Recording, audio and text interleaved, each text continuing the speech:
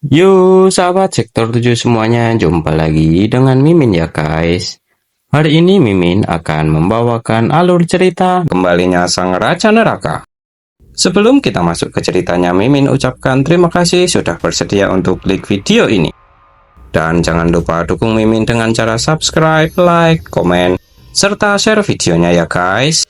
Semoga kalian semua terhibur. Jika ada yang mau berdonasi, boleh ya guys. Link ada di deskripsi. Tak perlu menunggu lama lagi, langsung saja kita masuk ke videonya. Di video kali ini diceritakan bahwa setelah Raja Neraka berjanji akan segera menyelamatkan Jiwo, Iram pun yang melihatnya berujar bahwa dirinya merasa cemburu melihat hal itu dan menyimpulkan bahwa hanya tubuhnya saja yang milik Kang Rim tapi tidak dengan jiwanya. Namun kenapa Raja Neraka berusaha keras untuk menyelamatkannya? Padahal dia hanyalah seorang manusia biasa, jadi lebih baik membiarkannya kehilangan nyawanya dan balas dendam saja kepada Kang Rim. Raja Neraka pun menanggapinya dengan balik bertanya kenapa Yiram berusaha menghabisi nyawa Kang Rim seperti itu. Dendam apakah yang Yiram miliki? Dengan muka kesalnya, Yiram pun berujar bahwa dirinya memiliki urusan dengannya karena Raja Neraka pensiun juga gara-gara orang itu. Bisa-bisanya dia menurunkan makhluk keren seperti Raja Neraka dari posisinya. Padahal dia hanyalah seorang pendosa. Namun karena Raja Neraka sudah kembali, dirinya berusaha untuk melupakan kejadian itu saja. Tapi saat melihat wajah Jiwo, pemikiran itu tiba-tiba lenyap seketika.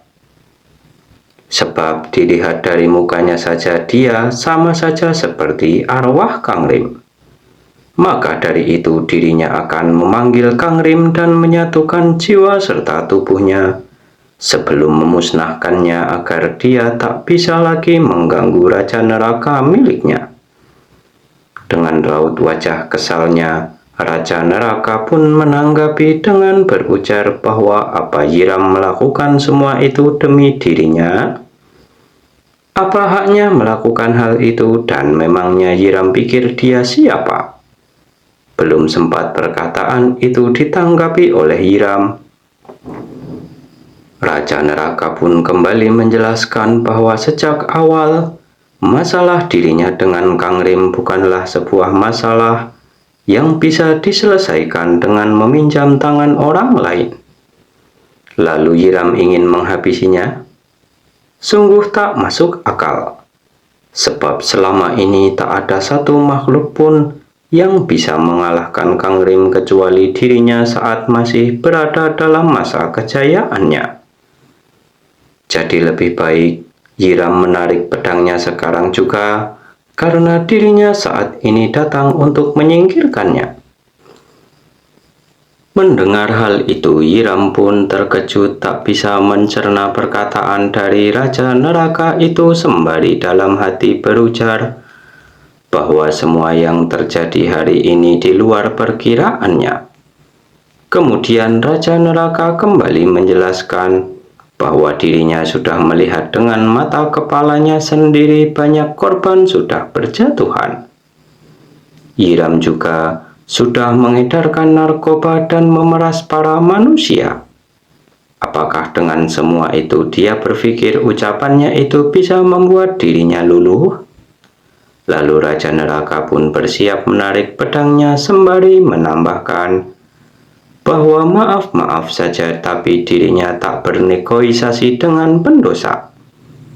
Menanggapi hal itu, Yiram pun membalasnya dengan berujar bahwa dirinya baru ingat jika Raja Neraka suka mengabaikan ucapan para pendosa. Lalu menyeringai senang karena yang ada di hadapannya kali ini adalah sosok Raja Neraka sesungguhnya yang dirinya inginkan. Bersamaan dengan hal itu, Yiram terlihat seperti seorang psikopat gila yang mendapatkan kesenangan tersendiri karena semua tak berjalan sesuai dengan kehendaknya dan berpikir untuk melakukan apa lagi agar kesenangan ini bisa terus dirinya rasakan. Kemudian menjentikkan jarinya sembari berkata, pada akhirnya terbakar. Bersamaan dengan hal itu, simbol di kepala Jiwo pun memancarkan cahaya merah dan membuat sebuah ledakan energi yang luar biasa hingga membuat Raja Neraka pun terkejut.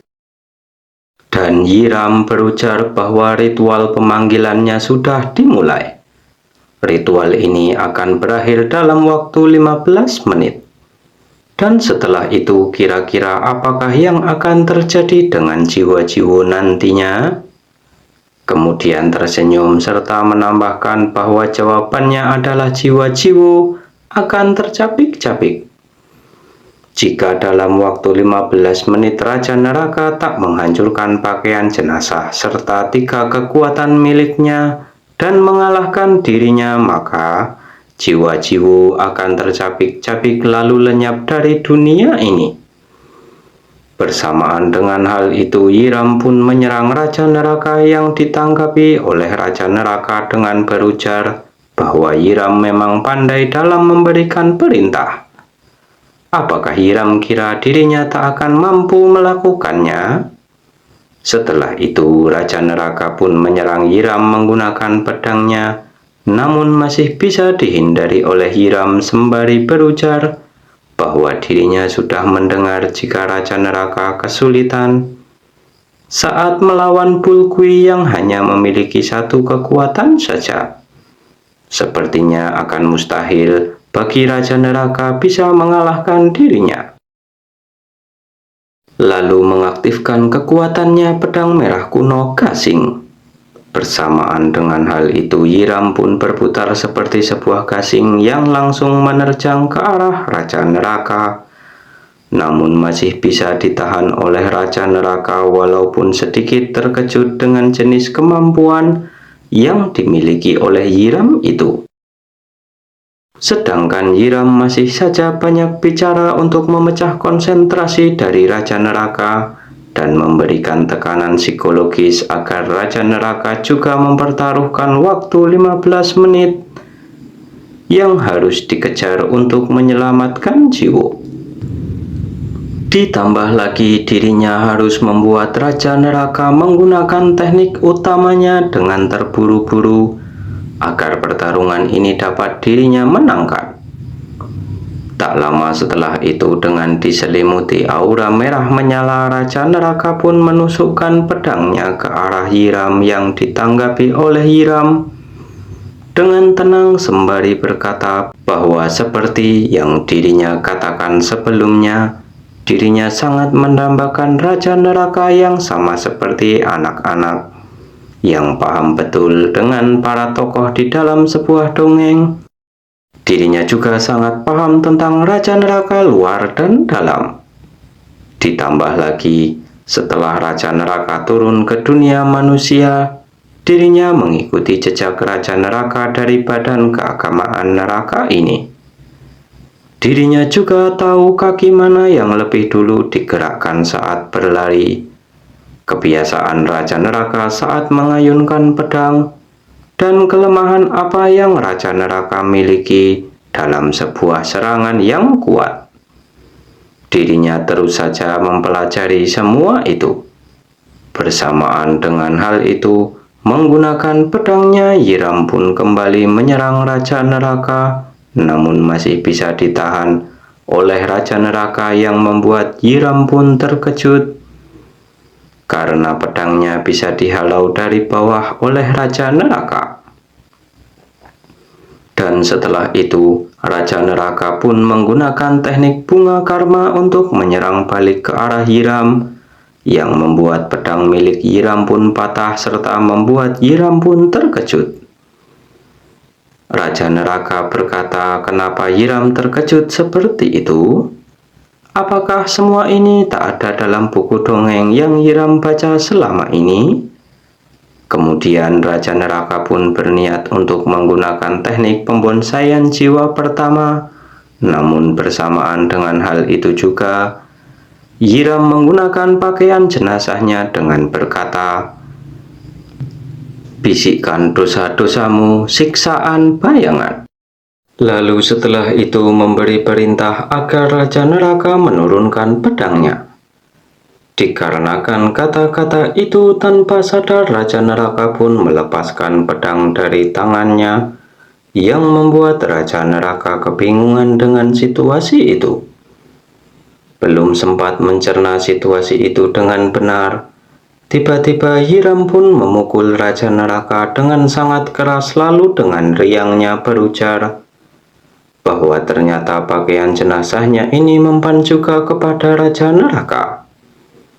Sedangkan Raja Neraka saat ini merasa bahwa dirinya mendengar gumaman rendah bergema di telinganya. Dan begitu mendengar bisikan itu, dirinya seperti tak punya pilihan selain menuruti perintah itu. Apakah kekuatan ini jugalah yang menjadi alasan dia memiliki sikap seolah kekuatan badan keagamaan neraka memanglah sebesar itu?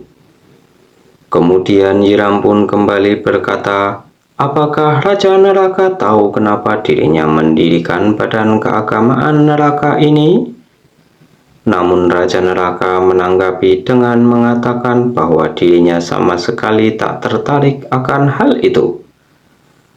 Sembari saling bertukar serangan, Hiram pun menanggapi perkataan Raja Neraka dengan tertawa dan berkata bahwa ternyata Raja Neraka bisa sarkas juga. Lalu mengatakan bahwa dirinya akan menunjukkan kepada Raja Neraka suatu saat nanti, dan bertanya bagaimanakah rasanya melihat begitu banyak manusia memuja Raja Neraka. Bukankah itu hal yang menyenangkan? Dirinya lah yang mendirikan badan keagamaan itu. Bukankah dirinya manis dan membanggakan Raja Neraka? Mendengar hal itu, Raja Neraka pun merasa muak, sembari dalam hatinya berujar bahwa Hiram benar-benar sudah gila. Dia memikat para penganut agamanya dengan narkoba dan cuci otak, tapi mengharapkan pujian dari dirinya. Sungguh tak masuk akal.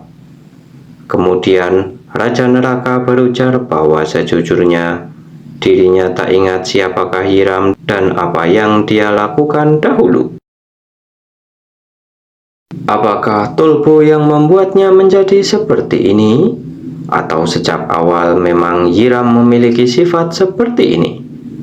Mendengar hal itu, Hiram pun tersipu dan berujar bahwa akhirnya Raja Neraka mau menjawab ucapannya juga. Dirinya juga sudah menduga jika kekerasan memanglah cara terbaik untuk memancing sebuah percakapan. Bersamaan dengan hal itu, Hiram pun melesat ke arah Raja Neraka dan menendangnya dengan sangat kuat. Kemudian dalam kondisi itu, Hiram pun tertawa senang sembari bertanya apakah Raja Neraka iba dengan orang-orang yang kecanduan itu. Jika iya, hal itu memanglah benar karena sifat asli Raja Neraka memanglah seperti itu. Lalu memutar pedangnya untuk kembali menyerang Raja Neraka sembari mengatakan, andai saja adiknya yang bodoh itu bisa berakting lebih bagus sebagai ketua badan keagamaan, dan andai saja dia mati setelah menutupi semua dosanya, dirinya pasti bisa menjadi 12 cabang bumi yang baik di mata Raja Neraka. Sembari menangkis semua serangan yang dilancarkan oleh Hiram, Raja Neraka pun dalam hatinya merasa kesal. Setelah mendengar tentang dia akan menjadi 12 cabang bumi yang baik, padahal semua kata-kata serta semua tindakan yang dilakukannya sampai saat ini sama sekali tak mencerminkan hal itu. Ditambah lagi jika jok orang kehilangan nyawa setelah menutupi semua dosa-dosanya, bisa saja dirinya tak akan menyadari identitas ketua badan keagamaan ini sebenarnya siapa.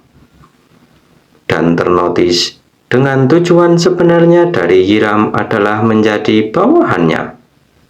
Hiram pun juga mengatakan hal yang dipikirkan oleh Raja Neraka itu.